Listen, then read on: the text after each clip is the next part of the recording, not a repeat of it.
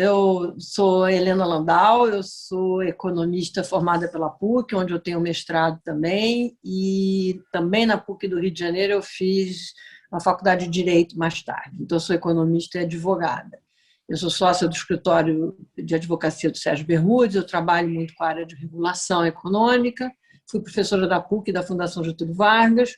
Hoje sou presidente do Conselho Acadêmico do Movimento Livres, que é um movimento liberal suprapartidário. Perfeitamente, obrigado. Bem, primeiramente também agradecemos a presença, né? Então podemos ir à primeira pergunta, né? Vendo as coisas que você disse, né, você tem aí a questão do liberal progressista. Então, assim, gostaríamos de saber como a senhora coloca a divisão entre essa denominação de liberal progressista e a dicotomia mais comum de direita e esquerda. Aí, sendo também, eu gostaria de incluir se a senhora não acha isso historicamente complicado para o entendimento, assim. Essa resposta é muito fácil de dar, porque como eu sou presidente do Conselho Acadêmico do Livres, o Livres é um movimento liberal que tem como cor o roxo. E acho que depois do discurso de posse da roupa da Kamala Harris, ficou evidente por que a gente escolhe roxo, porque não é nem o vermelho nem azul. Tá? Lá, no caso delas, republicanos e democratas, e aqui no Brasil, a configuração direita-esquerda. Tá? É uma junção da questão do liberalismo econômico, da agenda econômica pró-mercado, que não elimina a presença do Estado na regulação e nas falhas de mercado. Então, começa essa primeira diferença de que não confundir o liberalismo progressista. Por que a gente usa o progressista? Exatamente para não ficar com essa discussão do liberal que não olha a parte nem da democracia liberal, nem da questão de inclusão social. É um liberal mais por inteiro. Tá? Então, primeiro, não dá para focar só no liberalismo econômico, nem no laissez-faire, sem presença do Estado na correção de falhas de mercado. E falhas de mercado pode ser de vários tipos, desde de concentração de mercado, desde assimetria de informação, à criação de desigualdade, questões sociais. Então, tem uma presença do Estado. O grau da presença do Estado é que varia muito entre escolas, né? O quanto o Estado vai intervir ou não. Quanto menos intervenção, melhor. E a questão da esquerda, né? Porque você tem essa discussão no Brasil de que o liberal não se preocupa com questões sociais, e o que não é verdade. Na origem do liberalismo clássico já há uma discussão sobre pobreza, sobre desigualdade, sobre a igualdade de oportunidades. Não há como você falar em meritocracia se você tem uma distância já na partida das oportunidades. Então, o liberal progressismo ele junta as ideias que, de forma talvez caricatural, ou de forma que tradicionalmente tem se colocado como o azul do liberalismo de direita, né? Que só olha o mercado, inclusive o Estado mínimo, e o esquerda que olha como se só a esquerda tivesse o monopólio do bem na área social. Então, o liberal progressista ele une essas pautas e, além disso, tem toda uma preocupação com direitos individuais, né? Liberdades individuais, liberdade de expressão, liberdade de imprensa, diversidade, o direito de você ser quem você quer ser, desde que não crie externalidades para o próximo. Perfeitamente. Obrigado. A seguir, eu gostaria também aqui de saber, a senhora já disse que o Paulo Guedes descobriu que o voluntarismo não basta. Né? Assim sendo, o que falta, então, ao Paulo Guedes descobrir para ele conseguir fazer alguma coisa, levar um projeto adiante, né? E descobrindo essa coisa, se ele seria ainda capaz de mudar alguma coisa. Eu acho que eu me precipitei quando eu disse que ele descobriu que o voluntarismo não adianta, porque ele continua no voluntarismo, né? O ministro Paulo Guedes ele tem uma característica que é clara, que é a inabilidade política, né? A incapacidade de coordenar ações políticas. E para fazer política pública, para fazer projetos de país, qualquer que seja o modelo que você tenha na cabeça, você precisa de articulação política, né? Você precisa conversar com a sociedade, conversar com os atores, convencimento. O fato de ter sido eleito no governo Bolsonaro com uma agenda não significa que ele não tenha que lidar, né, com oposição, com divergência, com pensamentos distintos. Então, o ministro Paulo Guedes não tem essa habilidade, ele não tem nem essa, acho que, vontade de conversar com pessoas que pensam diferente no tratamento do convencimento. A gente viu isso na reforma tributária. Nunca tivemos no Brasil um ambiente tão propício para o avanço da reforma tributária como agora, e a gente está com 2 anos e 3 meses de governo, quase 4 meses, parado por causa de uma obsessão com o CPMF, né? Então, a pessoa ele já deveria ter percebido que a CPMF não vai passar e que, em nome de uma melhoria no sistema tributário, simplificadora, o que fosse, ele deveria ter articulado junto com as propostas que estão no governo. Além disso, existe uma simplificação na cabeça do ministro da Economia, como se fosse um receituário. Eu tenho 5 pontos, privatização, eu tenho a reforma do Estado, a Previdência, isso eu vou fazer. Só que ele não elaborou nenhum desses 5 pontos, né? Então, você tem uma reforma tributária que eu já falei que não avança, você tem uma reforma administrativa que é muito superficial, não fez abertura comercial, ninguém sabe por quê, e a privatização não anda de jeito nenhum. Então, assim, falta muita coisa, que é desde a articulação interna no governo, né? E uma articulação externa do governo com agentes econômicos. Então, eu não sei se ainda é possível esse Ministério da Economia, representado pelo ministro Paulo Guedes, avançar em alguma reforma, né? Você tem um Ministério da Economia no dia de hoje que não consegue sequer fazer um orçamento que faça sentido. É um orçamento inexequível, cheio de problemas, houve um atraso no envio de propostas, não houve emendas que deveriam ter sido, né, enviadas para salário mínimo, mudança de índice de preço, vai a reboque do Congresso, e não só a reboque do Congresso, mas assim, uma falta de atenção a algo tão importante para o país quanto o orçamento. Por que o orçamento é muito importante? Porque o orçamento deveria refletir escolhas da sociedade, e o governo eleito devia conduzir essas escolhas. E você deixou a reboque. Então, se mostra que você tem um Ministério da Economia à deriva. Eu acho que esse ministério já acabou, na minha opinião. Perfeitamente. Agora a gente queria tratar um pouco mais a fundo um ponto que você já comentou na última resposta, que é a pauta das privatizações. A senhora já afirmou anteriormente que não acredita em uma melhora permanente na governança das empresas estatais.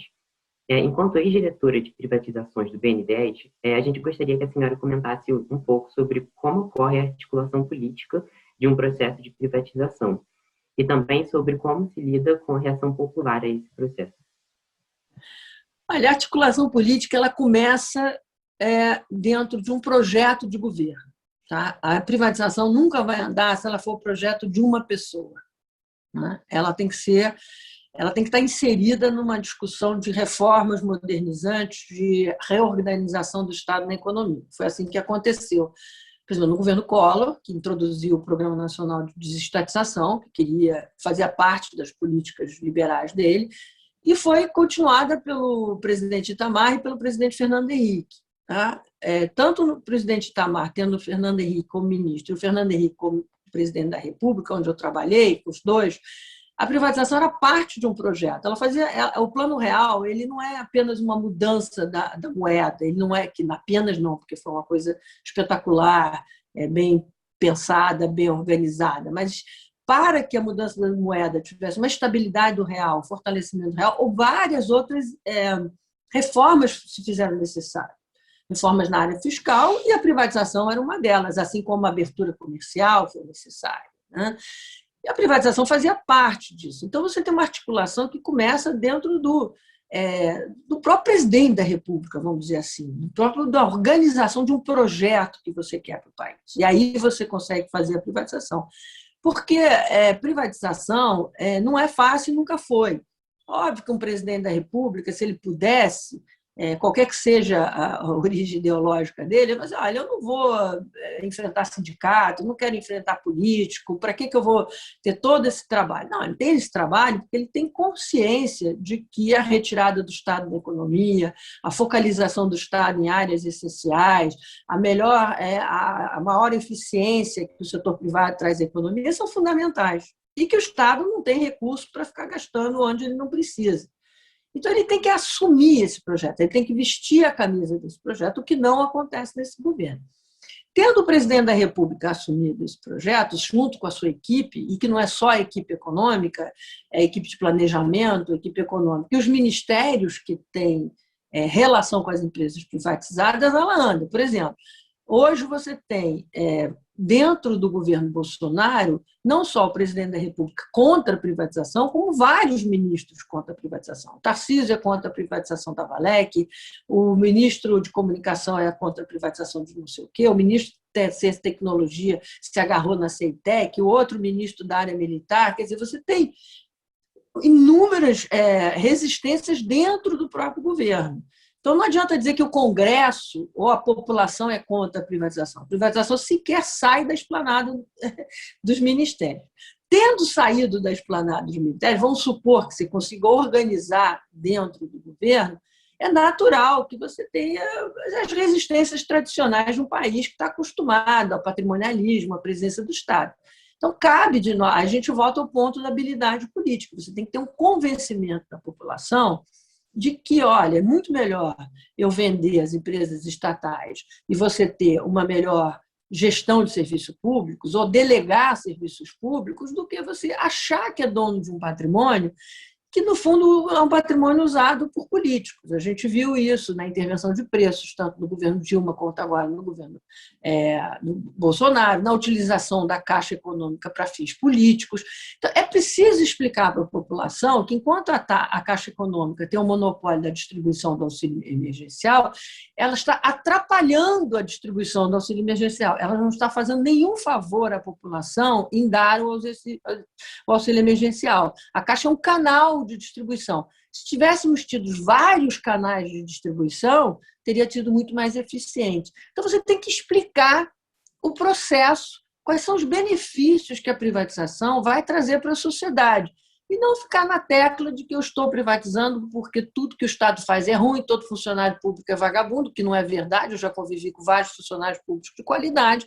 Daí eu preciso de uma reforma administrativa para valorizar o bom funcionário, para permitir uma gestão de recursos. O que falta é diálogo. Então, se você começar a dialogar, eu acho que você avança com a privatização. A privatização avançou muito depois do Petrolão, da Lava Jato, do Mensalão, por um motivo muito ruim, né? Que é a discussão sobre corrupção nas empresas estatais. A gente nem avançar com a privatização no sentido de que, olha, a governança política, o uso político é muito ruim. Então, você teve uma melhoria de governança com a lei das estatais no governo Temer, que foi totalmente desmontada agora no governo Bolsonaro. A única forma de proteger o patrimônio público de verdade é vender as estatais e usar os recursos daí oriundos para benefício da população. Daí você consegue enfrentar as resistências. Perfeitamente. Bem, a seguir gostaríamos de perguntar sobre o efeito da imprensa, né? Tendo em vista a sua experiência de primeira mão, né?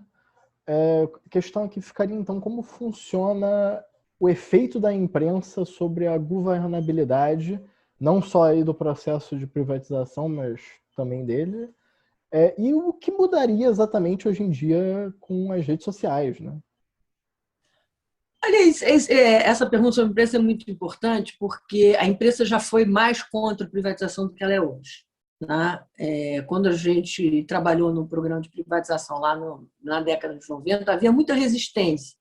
Parte da imprensa era a favor desse ideário, essa idealização de que tudo que o Estado faz bem, que o problema não era de gerência, era falta de dinheiro, que faltava. Tinha sempre uma desculpa de não está bom assim, mas se tiver mais dinheiro vai melhorar, não está bom assim, mas se tiver um outro presidente vai melhorar.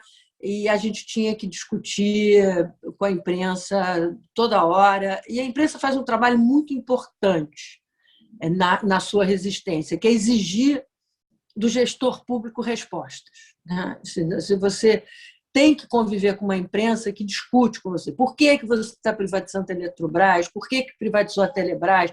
Por que o preço é esse e não aquele? Por que o trabalhador participa com tanto? Como é que foi formado esse consórcio? Como é que os leilões são decididos?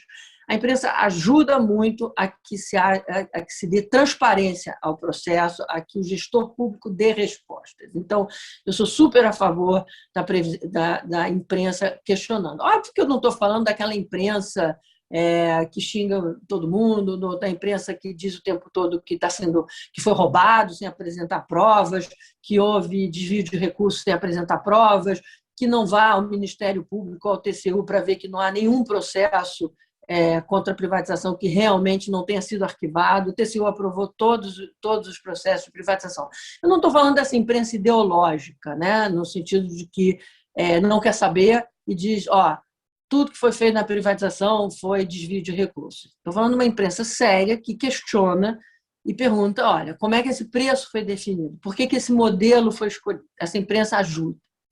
Hoje, exatamente pelo mesmo processo de Mensalão, Lava Jato, Petrolão, a imprensa tem sido muito mais rigorosa na cobrança da boa administração de uma empresa estatal.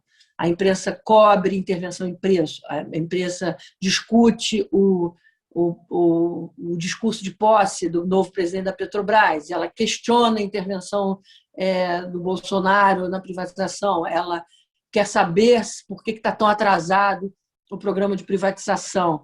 Quer dizer, ela, ao mesmo tempo que questiona a forma de vender, ela também cobra do governo o andamento. Então, eu acho que houve uma evolução nesse sentido de você discutir muito mais abertamente a privatização. As redes são as redes. É aquela polarização permanente. Quem é contra é muito contra e usa de argumentos, às vezes, ideológicos que você tem que respeitar, uma pessoa que tem a crença de que tudo que o Estado faz melhor do que o setor privado, e separar de novo o joio do trigo daquela pessoa que acha que a privatização é sempre um eterno esquema de roubo, de destruição de patrimônio, e que alguém vai ganhar dinheiro na física com privatização. Então, você tem que separar o que a rede fala. Por outro lado, a rede ajuda. Vou te dar um exemplo. Há um mês atrás, o ministro das Telecomunicações, Fábio Faria, anunciou alguma coisa sobre a EBC, a estatal, né, a televisão pública, e começou um debate: o ministro tem que vender, por que temos uma empresa de telecomunicações pública? E ele respondeu que a empresa, ninguém ia querer comprar, porque a empresa dava 500 milhões de prejuízo anuais. E começou um debate, dizer, olha, se dá prejuízo, fecha. E esse debate foi indo, tanto que uma semana depois o ministro de Telecomunicações acaba incluindo a EBC no programa de parcerias e investimentos. Se ele vai vender ou não é outra questão, se ele vai liquidar, se ele vai desestatizar, mas, de alguma forma, forçou uma resposta de um governo que se diz liberal e não tinha argumentos para defender uma empresa de comunicações pública que compra novela da TV Record. Entendeu? Então, isso foi um debate interessante. Então, a gente tem que saber lidar com diferenças e tem que ter respeito, tanto das pessoas que são pró-privatização. Não pode chegar e dizer todo funcionário público é vagabundo, porque isso não é argumento horroroso, mal feito, injusto. Não é assim que você vai convencer as pessoas da privatização, tanto das pessoas que todo mundo que trabalha na privatização é ladrão. Também não é o argumento. Você tem que encontrar um caminho do diálogo, porque você acha que é importante para a eficiência, produtividade, reforma do Estado, a privatização, e convencer a outra parte que acha que o Estado é melhor em tudo a perceber que é um desperdício de recursos e esforços públicos quando você mantém uma empresa estatal desnecessária. Certo. Helena, nós vemos que a participação feminina em cargos públicos no Brasil permanece extremamente restrita. E um retrato disso é que dos 23 ministérios do governo Bolsonaro, apenas 2 são comandados por mulheres. Nós gostaríamos de saber qual foi o impacto do sexismo durante o seu período no BNDES e também como a senhora avalia, né, o que a senhora avalia que mudou desde então. Olha, essa é uma ótima pergunta. Eu não sofri sexismo nenhum.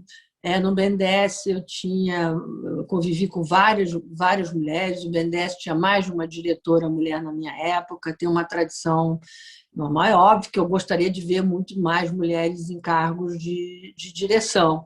O BNDES teve uma presidente mulher, então, assim, eu não sofri no BNDES. Óbvio que ao longo da minha geração, eu estou com 62 anos, houve uma evolução muito grande naquilo que a gente achava que eram piadas normais e no que a gente hoje entende como inadmissível, né? E esse avanço é muito positivo. Não estou dizendo que não pode ter paquera, não estou dizendo que não pode ter brincadeiras, mas tem que ter respeito, né? E acho que a minha geração deixava passar algumas piadinhas sem graça, porque achava que aquilo faz parte, deixa para lá. Graças a Deus, a geração hoje é uma geração muito atenta nessa questão. E tem que haver um equilíbrio, né? Porque o que importa é o respeito entre colegas. Gostaria de ver mais mulheres em cargos de direção. A gente vê muitas mulheres até entrando em universidades, a gente vê mulheres entrando em concurso, mas a dificuldade é chegar lá no topo do cargo da administração. Então, há uma discussão se a gente deve ter cotas nos conselhos de administração, né? Os países escandinavos fizeram isso e hoje não é preciso mais. E a representação, sim, e o governo Bolsonaro vamos deixar de lado, né? Porque ter a Damares representando as mulheres seria melhor não ter. Né? Então, assim, porque ela é o atraso na representação dos direitos, na diversidade, direitos humanos, completo, como quase tudo na área de diversidade e direitos e liberdades do governo Bolsonaro. Então, assim, eu não sofri diretamente essa discriminação, porque desde a minha formação, os meus pais me trataram. Eu tenho 3 irmãos homens com a mesma exatamente igual. Todo mundo teve a mesma qualidade de educação, o mesmo acesso a universidades, a prioridade na minha casa era a educação, e eu acho que a educação é a porta, né, dessa igualdade. Então, a gente tem que começar a discutir lá no início, né? Acho que a pandemia piorou muito a situação das mulheres, porque atuou setor serviços, as crianças em casa. A gente ainda tem uma cultura no Brasil de, infelizmente, os serviços domésticos acabam caindo nas mulheres, então a pandemia atrasou, né, retrocedeu essa participação das mulheres no mercado de trabalho, e eu espero que após esse período gravíssimo, né, que afetou tanto as mulheres no mercado de trabalho, a gente retome discussões de inclusão, diversidade e maior presença das mulheres em cargos executivos. Certo. Já quase no final da entrevista, a gente gostaria de saber o que levou a senhora a estudar Direito depois de já ter se formado em Economia. E também como a senhora avalia o efeito dessa interdisciplinaridade para a formação do economista. Essa pergunta é ótima, porque eu resolvi estudar Direito depois que eu saí do BNDES no programa de desestatização. Eu me considero ainda essencialmente economista. Minha cabeça funciona como economista. Eu olho o mundo, penso nos problemas com a cabeça de economista. É difícil definir o que é uma cabeça de economista, mas assim, a gente que é economista, a gente sabe como a gente olha a descrição. Quem vai pagar a conta? Como é que eu vou olhar a melhor alocação desses recursos? Essas questões que a gente trata, né, logo no início do curso de economia. E quando eu saí do BNDES, o Plano Real tinha sido consolidado, a minha formação de economista era muito baseada na discussão sobre hiperinflação, indexação, inércia inflacionária. Então, toda aquela discussão sobre todo aquele desafio, né, da política econômica, de alguma forma o Plano Real tinha dado as respostas que eu, do ponto de vista intelectual, queria ver.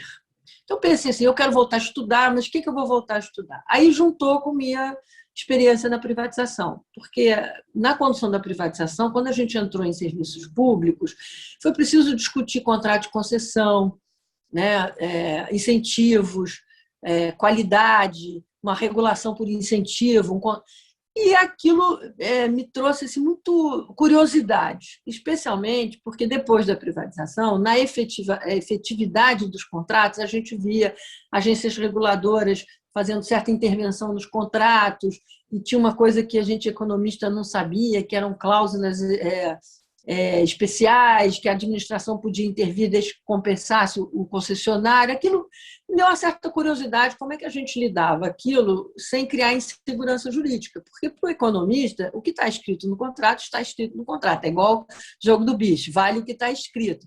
Mas por que essas cláusulas exuberantes? Por que a administração podia intervir? Por isso que eu fui estudar direito, e por isso que eu me especializei em direito administrativo, para que eu pudesse entender melhor essa interdisciplinariedade.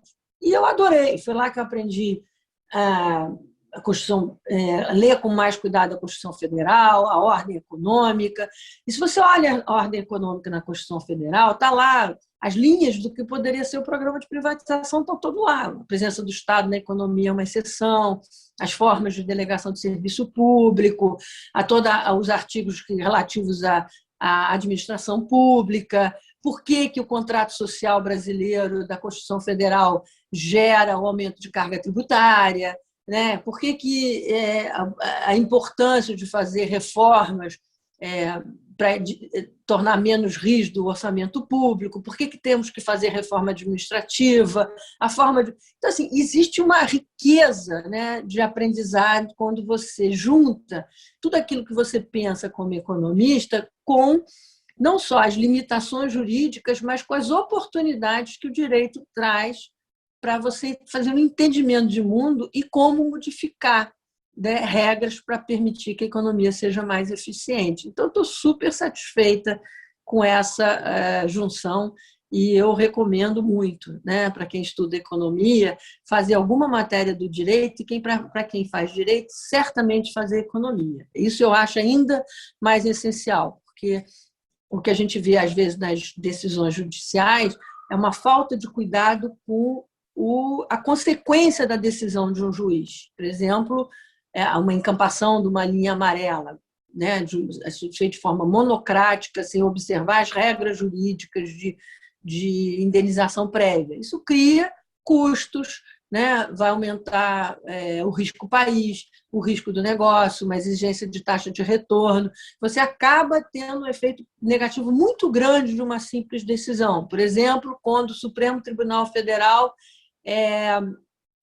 libera um governo, uma prefeitura de garantias, né, para pagamento do Tesouro Nacional. Então, assim, são coisas que o estudante de direito precisa entender que alguém vai pagar a conta, né? Então, os últimos cursos que eu dei exatamente economia para o direito, para que a gente pudesse entender a repercussão econômica de decisões judiciais.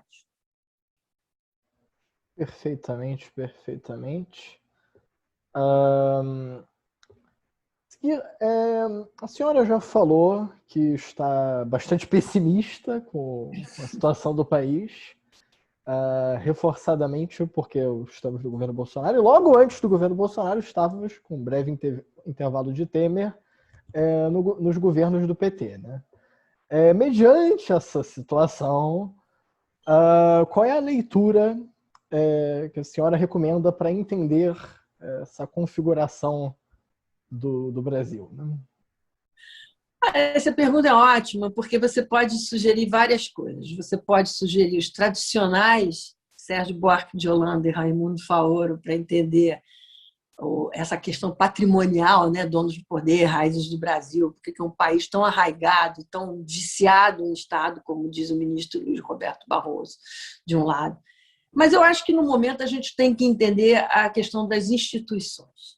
Então, eu recomendaria um livro sobre Reforma do Estado Brasileiro, que é um livro com uma coletânea de artigos organizado, entre outros, pelo Fábio Jambiage. Tem um artigo inicial que eu recomendo muito, que é do Marcos Mendes, Lá ele cita a importância de livros de artigos do Douglas North sobre instituição, Acemoglu sobre instituições, porque a gente precisa entender o quão importante é a qualidade das instituições para que a gente possa ter um país mais desenvolvido, né? Assim, a relação entre fragilidade institucional e essa armadilha de renda média. Então, eu misturaria autores brasileiros, como esses que eu comecei, Raimundo Faoro e Sérgio Buarque de Holanda, uma coletânea de artigos que aí você pode escolher, tem desde a abordagem jurídica, abordagem do Estado,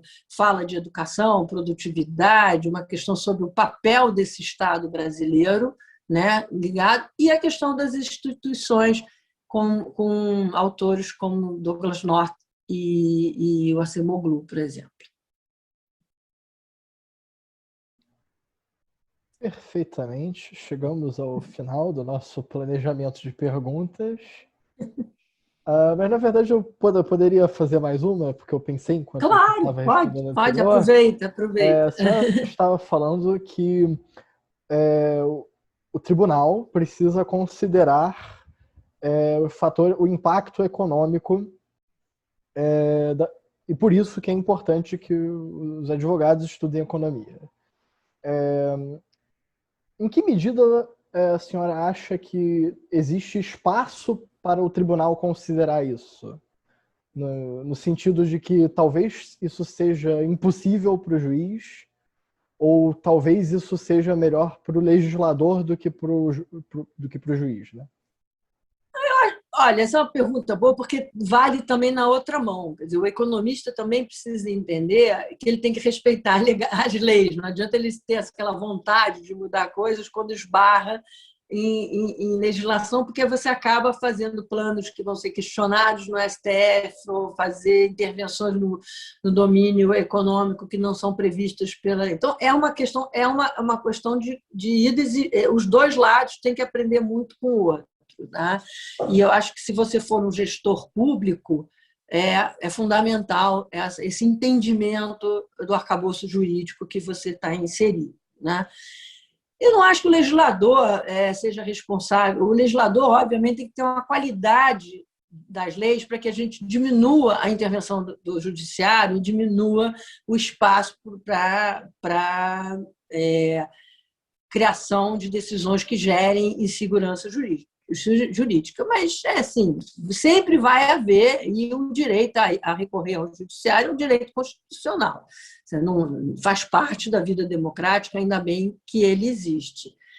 Eu acho que é muito interessante, vou te responder dizendo o seguinte: o Supremo Tribunal Federal não tem no seu regimento a possibilidade de assessoria de economistas. Você, para assessor de um ministro do Supremo Tribunal Federal, você tem que ser a sua formação é jurídica.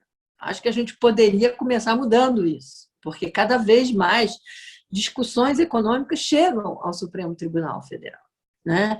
E você não vai só discutir a constitucionalidade e uma decisão liminar cada vez de forma mais monocrática, precisa ter uma avaliação econômica. Por exemplo, quando o Supremo Tribunal suspende a execução de garantia do Tesouro em relação a um ente federativo, certamente o ministro que está tomando essa decisão está pensando na viabilidade econômica daquela folha de pagamento daquele ente subnacional, como é que vai pagar o salário.